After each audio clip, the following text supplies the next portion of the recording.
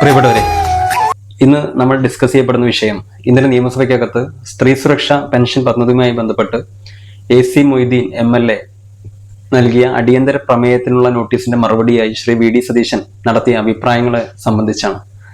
സ്ത്രീ സുരക്ഷാ പെൻഷൻ വാങ്ങിക്കുന്ന സ്ത്രീകളിൽ പലരും അനർഹരാണ് തുടങ്ങിയിട്ടുള്ള പ്രസ്താവനകളാണ് ആ പദ്ധതിയെ പുറകോട്ട് നയിക്കുന്ന കാരണങ്ങളിൽ ചിലതായി മുഖ്യമന്ത്രി സൂചിപ്പിച്ചിട്ടുള്ളത്. യഥാർത്ഥത്തിൽ കേരളത്തിന്റെ ഒരു അഭിമാന പദ്ധതിയായിട്ടാണ് സ്ത്രീ സുരക്ഷാ പദ്ധതി കേരളത്തിൽ നടപ്പിലാക്കപ്പെടുന്ന സ്ഥിതി ഉണ്ടായിട്ടുള്ളത്. നമുക്കറിയാം, നമ്മുടെ നാട്ടിൽ വീടുകളിലെല്ലാം തന്നെ സ്ത്രീകൾ അടുക്കളയിൽ ചെയ്യുന്ന ജോലിക്ക് പ്രത്യേക ഒരു കൂലി നിശ്ചയിക്കുന്ന സംവിധാനം നിലവിലുണ്ടായിരുന്നില്ല. അടുക്കളയിൽ ഉണ്ടായിരുന്ന സ്ത്രീ അടുക്കളയിൽ മാത്രം ഒതുങ്ങി നിൽക്കുന്ന സ്ഥിതിവിശേഷത്തിൽ നിന്ന് മാറ്റം വന്നത് തന്നെ കുടുംബശ്രീ മിഷൻ ഉൾപ്പെടെ വന്നതിന്റെ ഭാഗമായിട്ടാണ്. എന്നിരുന്നാലും വീട്ടിൽ മാത്രം ചുരുങ്ങിക്കൂടുന്ന വീട്ടിലെ സ്ത്രീകൾ അവർ വീടുകളിൽ ചെയ്യുന്ന അധ്വാനത്തിന്റെ പങ്ക് ഇന്നുവരെയും നിർണയിക്കപ്പെടാത്തതാണ്. അവിടെയാണ് ഇടതുപക്ഷ ജനാധിപത്യ മുന്നണിയുടെ സർക്കാർ പ്രഖ്യാപിച്ചത് വീടുകളിലെ സ്ത്രീകൾക്ക്, സ്ഥിര തൊഴിലില്ലാത്ത സ്ത്രീകൾക്ക്, മറ്റു പെൻഷനുകൾ വാങ്ങിക്കാത്ത സ്ത്രീകൾക്ക് 1000 രൂപ പെൻഷനായി നൽകുമെന്നുള്ളത്. ഏകദേശം 17 ലക്ഷത്തോളം പേർ ആദ്യഘട്ടത്തിൽ 2 മാസത്തോളം ആ പെൻഷൻ വാങ്ങിക്കുന്ന സ്ഥിതിയും ഉണ്ടായി. വളരെ വിപുലമായ രീതിയിലാണ് അതിന്റെ അപേക്ഷാ സംവിധാനങ്ങൾ. ഒന്ന്, K-സ്മാർട്ട് വഴി അപേക്ഷിക്കണം.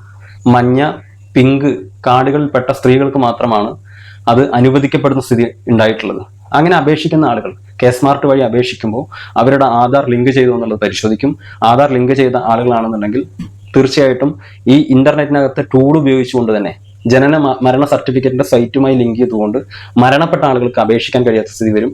അവരുടെ കാർഡ് ഈ സോഫ്റ്റ്വെയർ വഴി തന്നെ, K-സ്മാർട്ട് വഴി തന്നെ ചെക്ക് ചെയ്യപ്പെടുന്ന സ്ഥിതി ഉണ്ടാവും.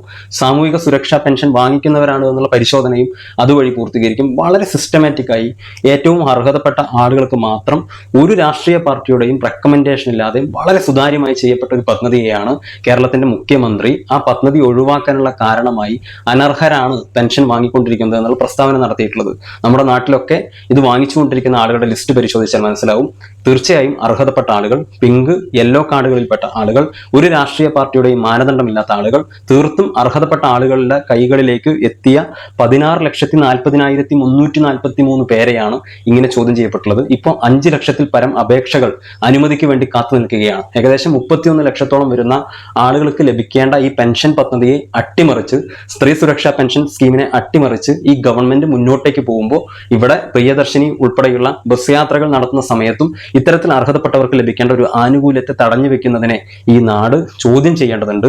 എന്തെങ്കിലും തരത്തിൽ ഇതിനെ ഇല്ലാതാക്കാൻ വേണ്ടിയിട്ടുള്ള അഭിപ്രായ പ്രകടനങ്ങളെ നമ്മുടെ നാട് തിരസ്കരിക്കേണ്ടതുണ്ട്.